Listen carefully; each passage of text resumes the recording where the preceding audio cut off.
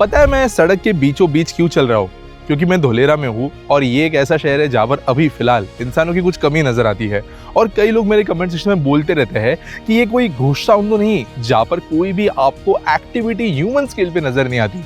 लेकिन आज के वीडियो में मैं आपको समझाऊंगा कि ऐसी सिचुएशन क्यों है, क्यों धोलेरा खाली है और फ्यूचर में यहाँ पे क्या होगा।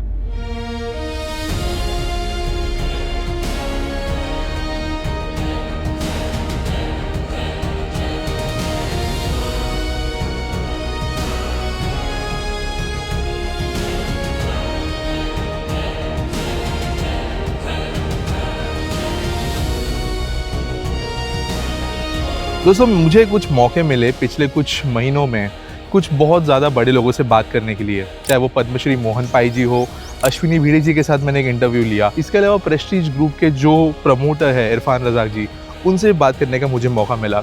What plays a bigger role in development of a city in terms of its real estate? Is it migration or is infrastructure? Infrastructure first.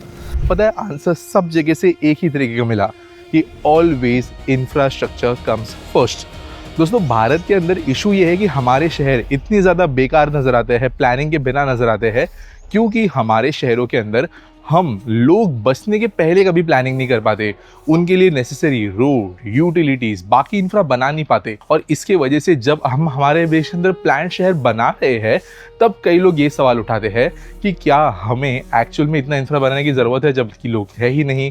और इसके पास्ट में एग्जाम्पल्स होने के बावजूद लोग फिर से यही सवाल उठा रहे हैं। धोलेरा भी सिमिलर सिचुएशन में है। हम इंडियंस को एक आदत इस तरीके की हो गई है कि जब तक हमें कहीं पर अति भीड़, कंजेशन, ओवरक्राउडिंग नजर नहीं आती तब तक उस प्लेस को या उस सिस्टम को हम सक्सेसफुल नहीं समझ पाते। कोई मेट्रो जो है अगर वहां पर भर भर के लोगों की लाइन न लगे तो हम उस सिस्टम को फेल करार दे देते हैं, क्योंकि हमें आदत पड़ गई है बहुत पहले से अंडर कैपेसिटी चीजों के अंदर एडजस्ट करने की। चाहे वो हमारे करंट शहर हो जहाँ पर न सड़कें पर्याप्त है, ना फुटपाथ पर्याप्त है, ना हमारा इलेक्ट्रिसिटी ग्रिड कैपेसिटी को मीट कर सकता है, ना पानी की सप्लाई पर्याप्त है। और इसलिए जब ये चीजें ओवर कैपेसिटी या एग्जैक्टली डिमांड के हिसाब से नजर आना शुरू होती है तब हम इन चीजों को अंडर यूटिलाइज्ड या ओवरबिल्ट कहना शुरू कर देते हैं। और जो कई नए शहर आज देश के अंदर बन रहे हैं, चाहे वो गिफ्ट सिटी हो या धोलेरा, इनके अंदर आपको ये क्लियरली नजर आएगा कि शहर के अंदर हजारों लोग काम करने के बावजूद, आने जाने के बावजूद, गाड़ियों का लोड अच्छा खासा होने के बावजूद भी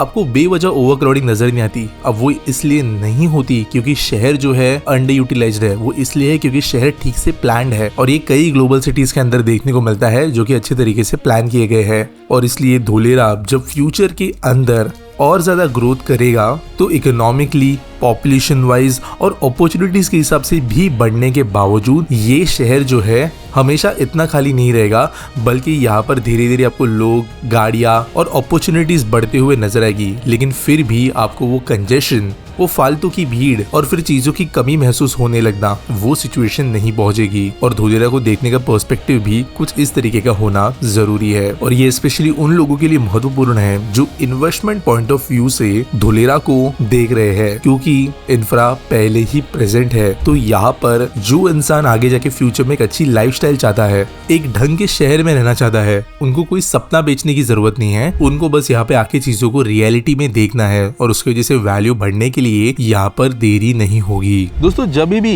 एक वेल प्लान्ड शहर बनाना होता है तो उस समय पर आप पॉपुलेशन को कन्विंस नहीं कर सकते उस शहर में आने के लिए, क्योंकि ऑब्वियसली स्टार्टिंग में खाली जमीन के अलावा वहां पर कुछ भी होने नहीं वाला है। और इसलिए गवर्नमेंट को या कई बार प्राइवेट एंटिटीज को वहां पर इन्वेस्टमेंट इनिशियली बड़े लेवल पे करना पड़ता है ताकि एक्चुअल में वहां पर कुछ ऐसी चीजें बने जो लोगों को अट्रैक्ट करे। धोलेरा के अंदर इसलिए सबसे पहले चाहे वो वाटर प्लानिंग हो, यहाँ का वाटर मैनेजमेंट हो, रोड्स हो, ये रिवर फ्रंट पार्क हो और कई दूसरी चीजों को पहले बनाया गया। इनफैक्ट अहमदाबाद और धोलेरा के पीछे पूरा का पूरा एक्सप्रेसवे बनाया गया। और इसके वजह से जो है इनिशियल एंकर प्लेयर्स आना शुरू होते हैं जो कि बड़े रिस्क ले सकते हैं। मेरे पीछे ये जो काम चल रहा है ये देश का one of the biggest single location investment है, टाटा के सेमीकंडक्टर प्लांट का। और इस तरीके के प्लेयर्स जब आते हैं तब धीरे धीरे यहाँ पर इन्फ्लक्स शुरू होता है फर्स्ट स्टेज ऑफ माइग्रेंट्स का, जो है इस शहर को बनाने वाले लोग। आज अगर आप धोलेरा के अंदर चक्कर लगाते हो तो आपको जो एक बहुत बड़ा चंक ऑफ पीपल नजर आएगा, वो होंगे इंजीनियर्स, वो होंगे लेबरर्स और ऑब्वियसली वो लोग जो एक्चुअली शहर को बना रहे हैं और चला रहे हैं। लेकिन इसके बाद में ही सेकेंड फेज शुरू होता है जहां पर एक्चुअल में ये जो चीजें बन रही है, जहां पर thousands in fact tens of thousand लोगों को जॉब्स मिलेगी, वो यहाँ के नागरिक बनना शुरू होते हैं। यहाँ पर इसकी वजह से उसके बाद हमें रेसिडेंशियल, कमर्शियल, रिटेल इस तरीके का डेवलपमेंट देखने को मिलता है। धुलेरा अभी अपने सेकंड और थर्ड स्टेज के बीच में है, जिसकी वजह से यहाँ पर चीजें जो है काइंड ऑफ रेडी है, लेकिन अब तक उतनी ज्यादा जनसंख्या यहाँ पे सड़कों पे नजर नहीं आती बाकी शहरों की तरह। लेकिन अब कई लोग ये सवाल उठा सकते हैं कि इतना पैसा इनिशियली क्यों लगाना, जैसे जैसे धीरे धीरे इन्वेस्टमेंट्स आती है वैसे वैसे डेवलपमेंट्स हम क्यों ना करें। एंड ऑब्वियसली ये सवाल का जवाब थोड़ा कॉम्प्लिकेटेड है और इसके लिए मुझे आपको कुछ एग्जांपल्स देने की जरूरत है। BKC मुंबई आज देश का सबसे ज़्यादा फाइनेंशियली एक्टिव रीजन है, लेकिन अगर आप उसको बनाने वाले पीछे जो बॉडी है MMRDA, इनके थोड़े इतिहास में जाके कुछ लोगों से बात करोगे तो एक समय था जब वहाँ पे लिटरली आप क्रिकेट खेल सकते थे सड़कों पे, लेकिन विद इन अ डेकेड वहाँ पे आपको जो है one of the most in fact the most expensive office spaces देखने को मिलने लगी। इसके अलावा सिमिलर स्टोरी जो है वो हैदराबाद के साइबर सिटी की भी है, जहाँ पर एक जमाने में एक सिंगल टावर और सिंगल रोड के जरिए उस शहर को डिफाइन किया जा रहा था, लेकिन वहाँ पे भी इंफ्रा जो है पहले बना, कंपनीज को अट्रैक्ट किया गया और आज साइबर सिटी क्या है ये हम सब जानते हैं। सिमिलर कहानी बेंगलुरु के इलेक्ट्रॉनिक सिटी की भी है और NCR के अंदर गुड़गांव की भी, और इसलिए धुलेरा इन कहानियों से अलग नहीं, इनफैक्ट इन कहानियों का एक बेटर वर्जन है, क्योंकि जहाँ पे वहाँ इंफ्रास्ट्रक्चर के नाम पे सिर्फ नॉर्मल सड़कें, बेसिक यूटिलिटीज, प्लॉटिंग वगैरह की गई थी, धुलेरा में आपको एक IoT एनेबल्ड नेटवर्क पहले से नजर आएगा, रिवर फ्रंट पार्क जैसी चीजें नजर आएगी, सड़कें भी जो है नॉर्मल सड़कें नहीं बल्कि यहाँ पे साइकिलिंग ट्रैक्स, बस स्टॉप्स और बहुत ही ज़्यादा अच्छे से वाइड मीडियन वाली सड़कें नज़र आएगी। और इसके वजह से ये शहर ना सिर्फ फ्यूचर रेडी है अगले 10 से 15 सालों के हिसाब से, लेकिन ईजिली अगले 40 के 50 सालों के हिसाब से। और एक शहर के अंदर जब इंफ्रास्ट्रक्चर पहले बनता है तो उसके कई फायदे भी होते हैं। सबसे पहले जब एक्चुअल में बिल्डिंग्स बनना शुरू होती है, लोग आते हैं, तब फिर से जो खुदाई है सड़कों की वो नहीं होती। आपके water pipelines, in fact AC, electricity सब कुछ जो है पहले से मैनेज्ड होता है। इसके अलावा आप पहले से जो है चाहे वाटर प्रेशर हो, कितना पानी कौन से सेक्टर तक पहुंच रहा है, वहाँ पे कितनी FSI देके जो है कितना कैलकुलेशन रखना है, बिजली का लोड जो है किस तरीके से रखना है, ये सब चीज़ों को पहले कैलकुलेट किया जा सकता है। मेनली स्लम्स, एनक्रोचमेंट्स, ये जो चीज़ें हैं इनको भी कंट्रोल किया जा सकता है पहले इंफ्रा बनने की वजह से, क्योंकि अगर आप प्लान ना करो तो कोई तो आके ऑब्वियसली यहाँ पे इलीगल सेटलमेंट करने के चांसेस रखता है। और ये तो बस कुछ ही रीजंस है।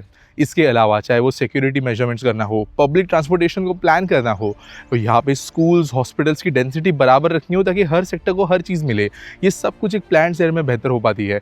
और इसके लिए ऑर्गेनिकली बढ़ने के बजाय ये जो शहर है वो स्टार्टिंग में तो एक धीरे धीरे स्लोप पे बढ़ते हैं, उनकी ग्रोथ जो है नॉर्मल होती है, लेकिन एक पॉइंट के बाद में वो ग्रोथ एक्सपोनेंशियल हो जाती है। जो शहर बसाने के लिए हो सकता है 15 से 20 साल का समय लगता हो, वो ऐसे शहर जो है 5 से 7 साल में भी कर सकते हैं।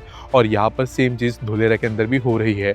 अगर आप इस जैसे प्लान शहर के अंदर कोई इन्वेस्टमेंट के लिए देख रहे हो, चाहते हो कि इसके ग्रोथ का हिस्सा बनो, उस समय पर जब यहाँ पर एक्चुअल में मेजर इन्फ्लक्स जो है आने के लिए बचा हुआ है, तो आप स्क्रीन पर दिए गए नंबर पे कांटेक्ट कर सकते हो और आपको इसके बारे में सारी डिटेल्स मिल जाएगी, ऑप्शंस मिल जाएंगे और सारे जो है ग्रोथ ऑप्शंस भी आपको देखने को मिल जाएंगे। और इसलिए अगर आप इस फ्यूचर रेडी सिटी के साथ जुड़ना चाहते हो, यहाँ पे आके इसे एक्सप्लोर करना चाहते हो, यहाँ पे इन्वेस्टमेंट करना चाहते हो, तो आपके लिए नेस्टोरिया ग्रुप ये बेस्ट ऑप्शन बनता है, क्योंकि इनसे बेहतर धुलेरा को आज के डेट में कोई नहीं समझता। और ये आपको प्रॉपर्ली गाइड कर सकते हैं कि किस तरीके से धुलेरा के अंदर आपकी इन्वेस्टमेंट सही जगह पे लगनी है। तो स्क्रीन पर दिए गए नंबर पे कॉल करके आप इनके साथ में जुड़ सकते हो और मिलेंगे अगली वीडियो में।